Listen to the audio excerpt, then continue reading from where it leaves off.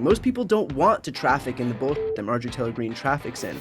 So I think that while she wants the attention, we also have an incentive in basically showing what the Republican Party is to the majority of Americans. And the majority of Americans look at Marjorie Taylor Greene and they're not saying this is what we want to cast our ballots for.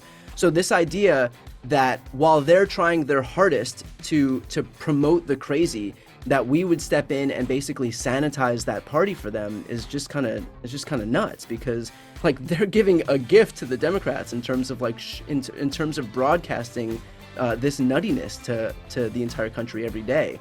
And so if they want to do that, if they want to like espouse these positions that are wholly unpopular and that cause most people on both sides of the aisle to cringe when they see it, then we should help them. Hey everybody, and welcome to episode 3 of the Aaron Rupar Show. I'm very excited today to have Tyler Cohen on the show. If you're following me or listening to this, you probably know who Brian is, but he is one of the most impactful liberal journalists on YouTube with almost 2 million followers doing daily videos at the No Lie with Tyler Cohen show. I call him a journalist. He calls himself an activist. He does a lot of interesting coverage of current events, including a legal show that he does every week with Glenn Kirshner. And their most recent episode, which we talk about a little bit during our interview, goes deep on the possibility of Trump being indicted by the Manhattan DA and how that could affect his bid for the presidency. So Brian and I talk about all things to do with the Republican primary. We talk about the Fox Dominion lawsuit and some of the big takeaways that Brian has from that, which he's also covered in videos on his YouTube page. And then we end with some reflections on Brian interviewing President Biden just over a year ago in the White House, which for a liberal YouTuber to line up an interview with the president of the White House is a big deal. Brian is very humble about it, but there's some interesting behind the scenes stuff that he shared with me about how that went down. And so stick around to the end of the interview for that. The first 2 episodes of the Aaron Rupar Show featured interviews with Ron Filipowski and Marissa Kabis, respectively. Please go back and check those out. I think you'll enjoy them if you haven't already listened to them. And if you're new to the show and haven't already subscribed, please do so and leave a positive review on iTunes. I would really appreciate that. I'll be back next week with an interview with independent journalist Thor Benson. So stay tuned for that next Wednesday. And without further ado, let's get to the interview with Brian. Welcome, everyone, to episode 3 of the Aaron Rupar Show. I'm very excited today to be here with Tyler Cohen. You probably know Tyler Cohen from Twitter, where he offers a lot of commentary on the news of the day, but he's an even bigger deal on YouTube, where he has almost 2 million YouTube followers. He does daily videos, covering a lot of the same stuff that I cover in the newsletter. So I figured he would be a great person to bring on to talk about the Republican primary, to talk about Fox Dominion, maybe Marianne Williamson if we have time. So Brian, thanks for joining. Aaron, thanks so much for having me, man, and congrats on the new show. Yeah, I really appreciate it. Brian and I met last September when I was in LA for a conference, and we've talked a couple times on the phone since then, but it's nice to see you and to catch up a little bit today. So yeah. I wanted to start by kind of diving into the Trump-DeSantis shadow primary, which is kind of coming out of the shadows now, especially this week with both of them holding dueling events up in Iowa. And I thought it was interesting that DeSantis over the weekend made his first trip to Iowa. He was in Davenport delivering a speech, and then Trump went to Davenport just a few days later. And the New York Times is reporting on this, basically tried to establish that Trump was going to Davenport to try and quell any momentum that DeSantis might build from that trip. So, you know, there are already moves being made on the chessboard. I know that we're a long way out from votes actually being cast. I think it's still, 10 or 11 months before any of the primaries actually occur. But we are kind of in a weird spot in our politics right now in the U.S. where it feels like Congress is kind of a lost cause for now. I mean, the House is having a lot of these hearings that seem primarily geared toward crafting clips for Hannity, a lot of Hunter Biden stuff, a lot of Twitter files stuff, not a lot of legislating happening at this point. This week, they're not even in session. And so obviously that kind of makes it impossible for Congress to accomplish much. And so we are kind of looking forward at this point to 2024, and the Republican primary is going to be fascinating for many reasons, one of which I know you've covered with Glenn Kirshner in a show that you do. I believe it's a weekly show, correct me if I'm wrong, but you guys delved into a little bit the possibility of a Trump indictment, which seems more imminent than ever, given that the DA in Manhattan has offered to Trump the opportunity to testify before a grand jury that is investigating the hush payment made to Stormy Daniels just before the 2016 election.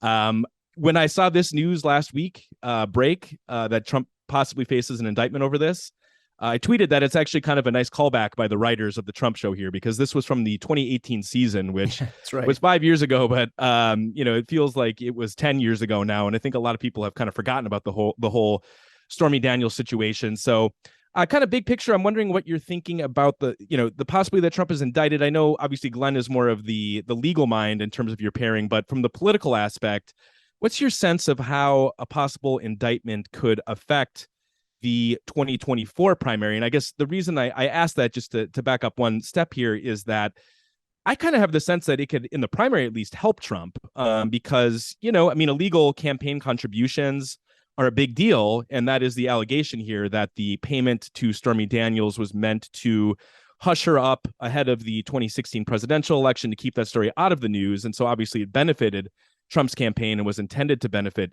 his campaign, but certainly it's not as big of a deal as trying to overthrow U.S. democracy. So I'm just wondering what you think in terms of how you think this will impact the primary, if at all, or, maybe this will be more of a thing that won't hurt Trump in the primary, but could in the general election. Yeah, just on this topic, I think that Trump is trying to will into existence this idea that, every time he takes a hit, it makes him stronger. Like he just absorbs it and then gets even bigger as a result of that. And I think that that's nice wish casting, but I don't think that it exists in practice. Like Donald Trump has all this baggage from from the last 5-6 years, and he carries that with him.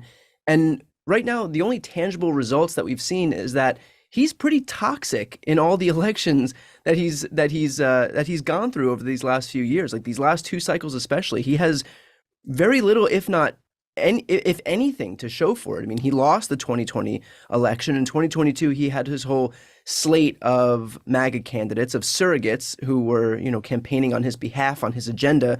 All of them lost. Almost exclusively lost in Secretary of State and gubernatorial races in every battleground state in this country. So this idea that Donald Trump just takes all these hits and it somehow turns him into this this monster who can't be beaten, just kind of there's no proof to back any of that up. So I think that if he's indicted, now you've got a guy who loses elections and who's got legal baggage. I don't see how the majority of Republicans can see that and say, that's my guy. That's who's going to win the next election in this country. Dude running from prison, Yeah. And granted, take that with a grain of salt, because the GOP primary specifically is a race to the bottom. I think Right. If nothing else, we've seen that. But there are broader general election implications beyond the primary, and if Republicans are in any way smart, they would consider that, or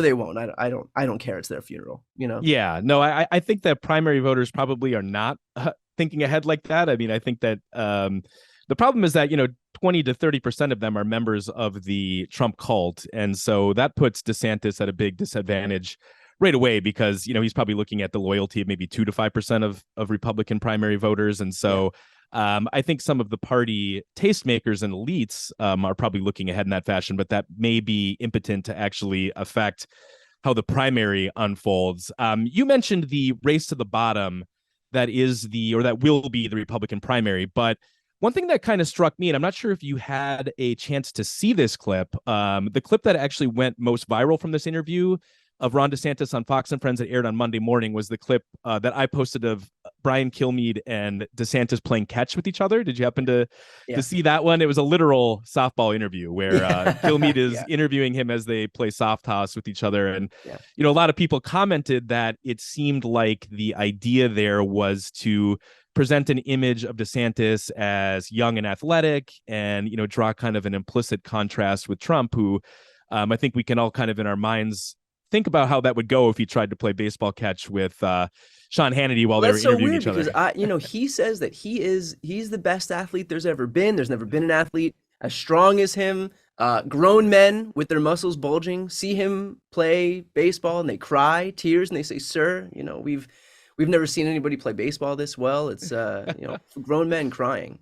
Well, So DeSantis, to his credit, actually was a legitimate baseball yeah, player. I know. I believe Yeah. he played at I know. Yale, so I don't think Trump can stack up with that. But Yeah. I guess if Trump happens to win the presidency and there's a congressional baseball game, maybe if maybe he can have DeSantis up there, they can actually play and we can see this. But in any event, the reason that I bring that up is because one of the questions that Kilmeade asked DeSantis was how he's responding to these attacks that Trump is making on him. Trump went up, and this actually happened after that interview, but later on Monday when Trump went up to Iowa. I posted a clip yesterday of MSNBC putting together a supercut of some of the attacks that Trump was making on DeSantis, and he was basically trying to link him with Paul Ryan and Mitt Romney, was accusing DeSantis of wanting to cut Social Security and Medicare, which is quite rich because, of course, every budget that Trump proposed while he was president was going after the social safety net, so he doesn't have much of a leg to stand on there. But DeSantis's response was basically that he plans to just point at his record of accomplishment. He plans to point at what's going on in Florida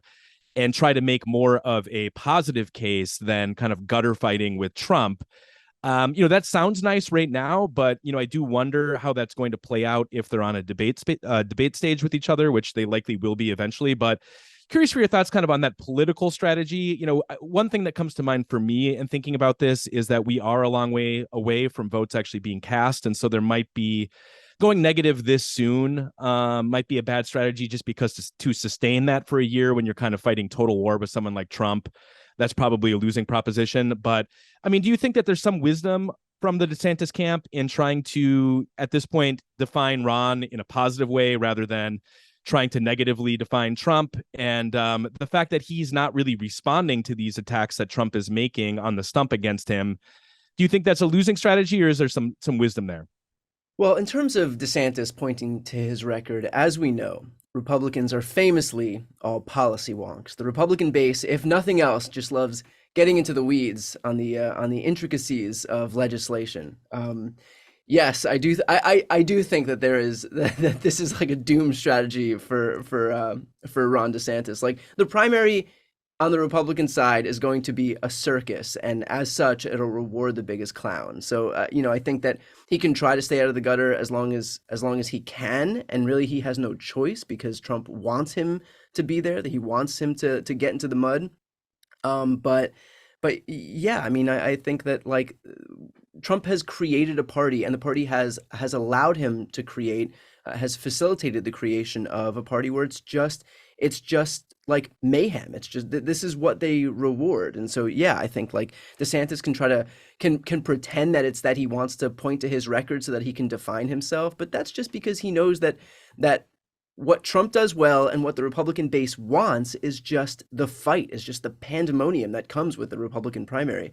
And so, DeSantis will give his excuses and pretend that he's trying to define himself, but I think he's just trying to delay the inevitable. And when that inevitable comes, I don't know if he's going to be able to stand up to. I mean, you even remember on the debate stage when Charlie Crist posed. I forgot what question it was specifically that he posed to DeSantis. I think the one that ended up being, and it sounds even silly to recall this because it was such a nothing question, was basically like, can you commit to serving your 4 years? Full term, yeah. And he couldn't. It was like, someone asked him the theory of relativity or something. Yeah. He had no response for exactly. that. So, yeah. And so I think that if he's not able to fend off like the softest attack by Charlie Crist, which is like an attack insofar as you think that someone asking you if you'll serve your full term is an attack. If you're able, if that like freezes you up, then man, when you get on that debate stage with Trump, who's going to go full scorched earth, whose entire political identity is predicated on just destroying people who stand in his way, I don't know. I don't know how Ron DeSantis is going to fare, and I think he very clearly knows that, and so he has every incentive in the world to make sure that every day that goes by is another day not spent in the mud with Donald Trump. Yeah. How depressing do you find it? I don't know if you paid attention to the statement that DeSantis sent to Tucker Carlson that was read on air on Monday night. This has gotten a lot of press this week because it was a statement where he basically said that Ukraine is not a vital national security interest of the United States, and reading between the lines, was basically parroting Trump's position that, aid is maybe misguided to Ukraine, and we need to reassess that and focus more on direct U.S. national security concerns. How depressing do you find it that the Republican primary, it seems to be a choice at this point between two pro-Putin candidates? Yeah, I think obviously it's super depressing, and I think that the reason for that is DeSantis will just basically parrot everything that Donald Trump does and says, but then coupled with the fact that he's trying not to get into the mud with him, he's just trying to show himself basically as Trump without the Trump toxicity, without the Trump tweets, without the Trump baggage. And so, as depraved as all of Donald Trump's positions are, DeSantis has every incentive, again, to just repeat all of those positions because he doesn't want any daylight between them on the two. He doesn't want to give Donald Trump anything to attack him with. And so he'll parrot all of these positions on LGBT rights, on abortion, on foreign affairs, Ukraine and Russia, and try to stay out of the mud with the personal attacks because he's just trying to reach the exact people who are supportive of Donald Trump right now. You got to imagine that there is some sizable contingent of the Republican Party who wants to win an election for once, and they've seen that Donald Trump lost in 2020. They've seen that all his his surrogates lost in 2022. And so DeSantis is trying to make himself into this like mini-me of Donald Trump, into this spitting image of Donald Trump, only without, the little bit of baggage that prevented him from winning these last elections, or without the legal exposure that he's contending with right now.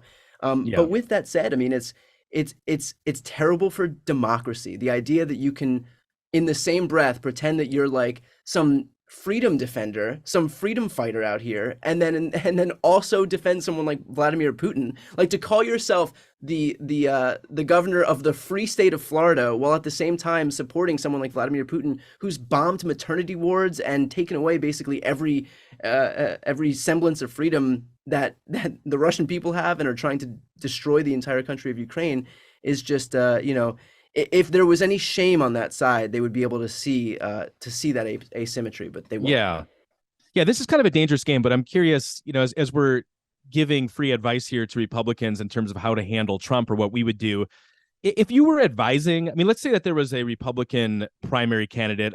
Obviously, I think for both you and myself, it'd be kind of a far-fetched idea that we would support any Republican in a primary. But let's say that there was one along the lines of like a Liz Cheney with better domestic and social policies, and you were advising them about how to defeat Trump in a primary.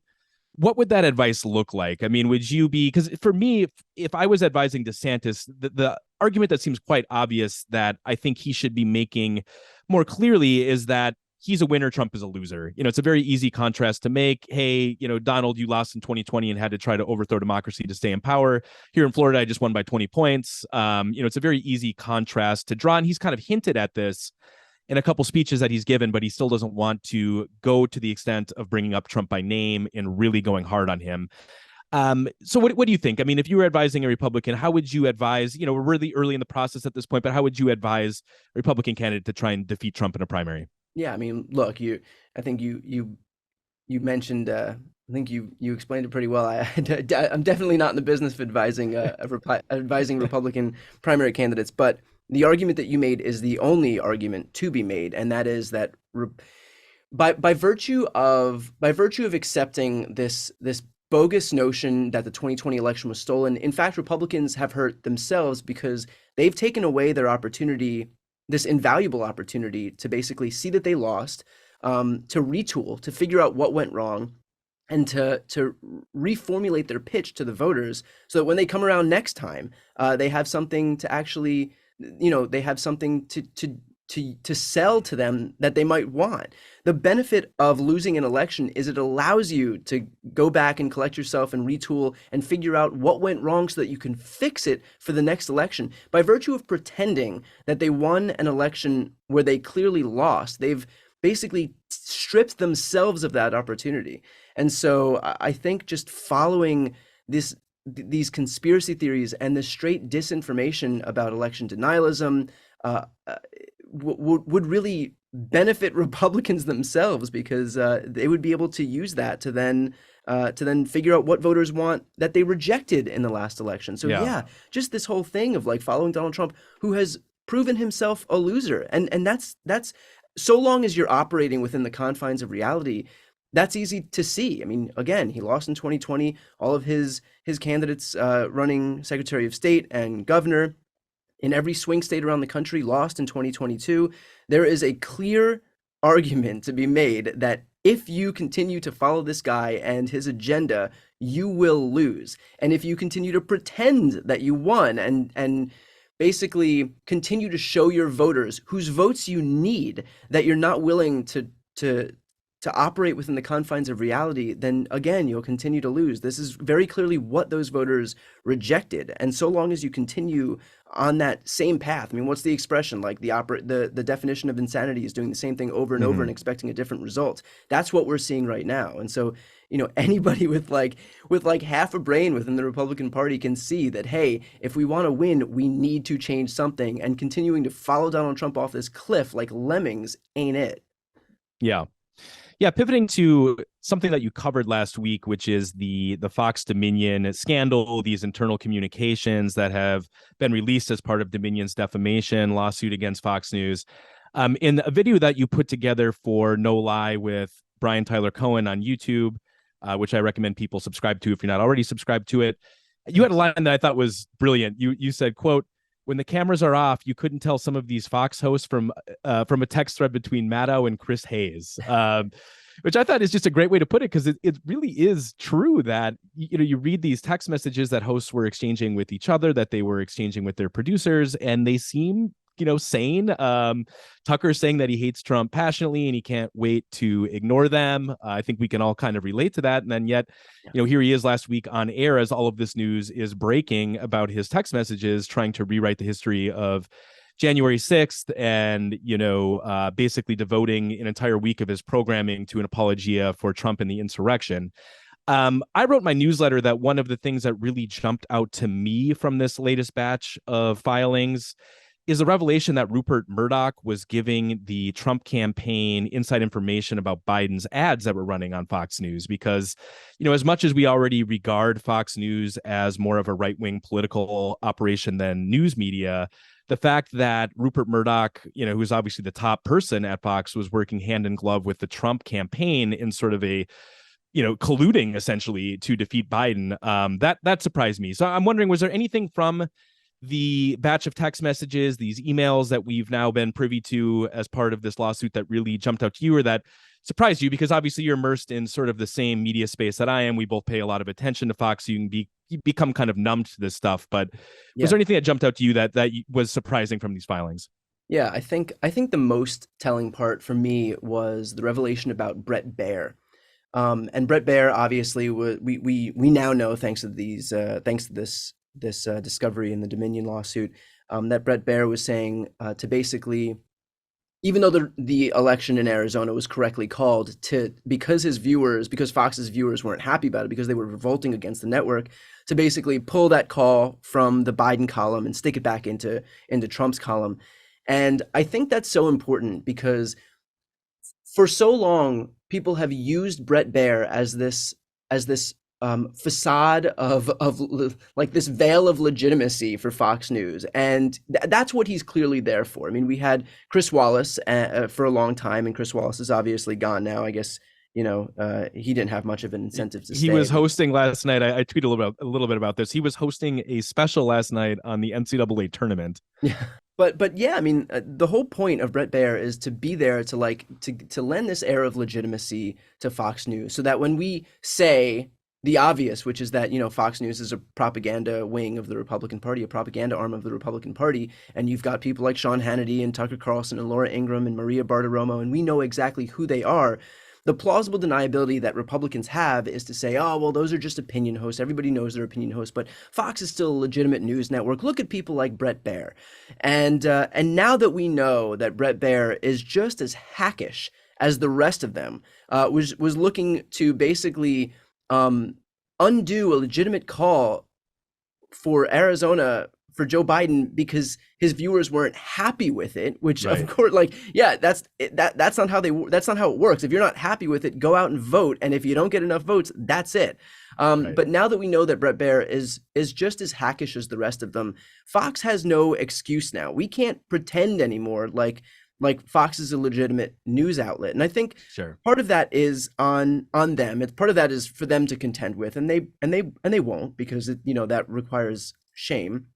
But the other part is on us and the media more broadly, and to recognize that Fox News is no different than Alex Jones and all the rest of these like right-wing propaganda outlets for the Republican Party. And so, part of why I think a big part of why Fox News continues to maintain its this air of legitimacy is because people imbue it upon them. And so I think if we all like collectively recognize what Fox is, because they've shown us, they've broadcast who they are, then I think that we don't have to like make this conscious decision to pretend anymore that Fox is a legitimate news outlet when we know that it's not, because they've told us that it's not, because we're seeing their correspondence with each other, because we know how they operate behind the scenes and we know why they were created. But whereas they had plausible deniability before, they don't have that anymore because of this Dominion lawsuit, because we know from everyone from Maria Bartiromo and Tucker Carlson all the way down to Bret Baier, all the way to Rupert Murdoch himself, that there is no one in that operation who views what they do as being like actual news. They are there to help the Republican Party, full stop. Yeah, and I know that you, like me, are in touch with far more Democratic elected officials and Republicans, obviously, which matters to this conversation because, it's kind of a recurring debate in terms of what relationship Democrats should have with Fox, if they should just freeze it out entirely, or if there are certain cases. I talked with Ron Filipowski for the first episode of the show a couple of weeks ago, and this kind of came up in passing, and he drew a distinction in his remarks about this between, let's say that you are John Kirby, a Pentagon spokesperson, and there is information about the Chinese spy balloon that you want to get out to the American people. And so maybe you go on Fox and view it as kind of a means to an end to get information out there. With COVID, we can all think of, Fauci going on Fox. It was 3 years ago, almost to the day, that he had a very infamous interview with Laura Ingraham, if you remember that, which maybe kind of crossed that line because then you're on with the opinion hosts instead of the news people, such as it is. But what are your thoughts on that? I mean, you've even interviewed President Biden. I'm sure you didn't talk about Fox News during that, but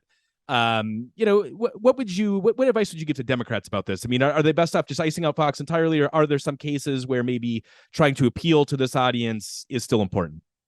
It's a really good question and a really tough question. And my inclination is to say to freeze it out entirely and to not treat it like a legitimate news outlet, because it's not a legitimate news outlet.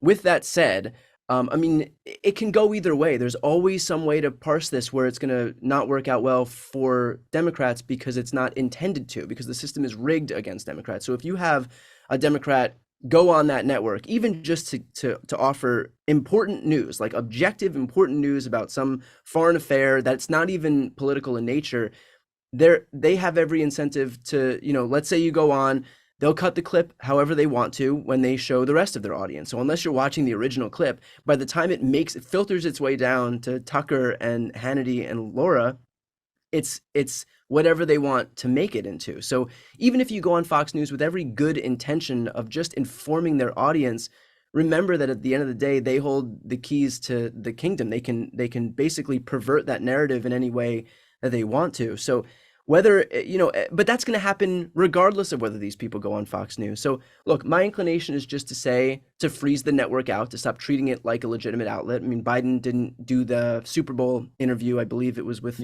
Bret Baier. Good on him. Like, why do we have to sit here and all collectively play pretend that Fox is a legitimate news outlet when we all know that it's not? Even Fox knows it's not. I mean, their own anchors, their own chairman of the network all admitted what they are there to do. So like this idea that we're all just playing pretend drives me nuts. So, I would say that probably my first thought is to freeze out that network where we can. With that said, there are effective communicators out there like Pete Buttigieg, where every time they bring him on to Fox, and they try to like Glorious. land some tepid gotcha moment on him, he just completely schools them. And so I think if you have someone who is able to do what he does on Fox, who's able to do what needs to be done on Fox, basically to stop any disinformation in its tracks, then put those people on a case by case basis. But in general, like to stop treating Peter Doocy like the same as everybody else. Sure. Yeah, let's wrap up with a few minutes we have left with some conversation about your own work. And we talked a little bit here about interviewing presidents, and of course, you interviewed President Biden. I believe it was a little over a year ago, right? Yeah, That yeah. I yeah? think about a year and like 3 weeks ago. It Okay. was it was February 25th, 2022. Yeah, and I remember DMing you at the time and just being like, "Wow, that is absolutely incredible." Because I mean, obviously, you have a huge presence on YouTube, especially. So I probably shouldn't be surprised. But I just, if I emailed the White House, I would not expect for them to line up an interview with the president for me. So that was a really great get on your part. So just curious to kind of how did that come together? What was it like? I believe that you were at the White House for that. Was there any temptation to try and pull like a Jonathan Swan and really go hard and ask some gotchas, or what was the preparation like for that sort of the highest profile interview you could possibly do? Yeah, it was definitely nerve-wracking. In terms of what Jonathan Swan does, look, like we're in separate camps. I am not a journalist. I'm an activist, and so my goal here I know what my principles are, and I know what I want to see, and I know um who I want to build up, and who I think that whose behavior I think that needs to be exposed. So I kind of went into it, there first of all, we were in the middle of like a really newsy moment when that happened. He had just nominated Ketanji Brown Jackson to the Supreme Mm, Court that day. The Russia-Ukraine war had only started, I believe, like a few weeks earlier. So there was a lot of just news that needed to come out. Also, there was a moment where I was able to ask him his thoughts on Donald Trump calling Putin a genius in light of Putin's invasion of Ukraine, and he answered that question. And I think it was the first time that he uttered Trump's name during his presidency, wow. which I didn't realize until afterwards. But I thought that was pretty cool. But I went into it just knowing that there was a lot of like news to talk about, and there weren't really any moments up until that point, other than the fact that we hadn't yet gotten any news about student loan cancellation and Mm, marijuana decriminalization or anything like that. But kind of the news drove that interview, and so I knew that I wanted to talk about Ukraine. I knew that I wanted to talk about him nominating a Supreme Court justice. So those took priority, and I'm glad that I didn't ask about student loan debt cancellation and marijuana reclassification, because those ended up happening anyway. And so sure. for like some short term, like to use one of the few precious minutes that I had to talk about something that would have very soon thereafter been figured out, would have, in retrospect, been a little bit of a disappointment. And instead, I got Sure. to talk about the Supreme Court, and I got to talk about the Ukraine-Russia invasion. And so that's what I Yeah. thought was those were I thought were the most newsworthy parts of that interview. Yeah, how much prep did you sink into something like that? Because I mean, I'm looking at the interview now. It's about 14 minutes long. Yeah. I'm guessing maybe what did you get, like 20 minutes maybe with the president, or Well, ironically enough, they were very strict about 15 minutes, and I had someone okay. right behind him counting me down. Uh, Wow. and Joe Biden has a tendency to talk, and Yeah. so I remember, I think it was like my first question, and he was talking, and we went from like 15 to 10, and I was like, that was a third of my interview. And how do you interrupt Right. the president of the United States to be like, that's enough, that's enough, next question? If he's talking, that's it. Like, you're waiting until he's done talking. And sometimes I would just say some little like utter some words of acknowledgement at what he said, and he would take that as an indication that he should just go right back in. And so now we're like 8 minutes into my interview, and I have like my list of questions that I wanted to get through. But that's the tough part, is like going in there and figuring out, I guess, how to interrupt the president of the United States while he's talking, so that you can move the interview forward. And there, you figure out little ways to keep it going. Um, but yeah, that was tough. So we had 15 minutes.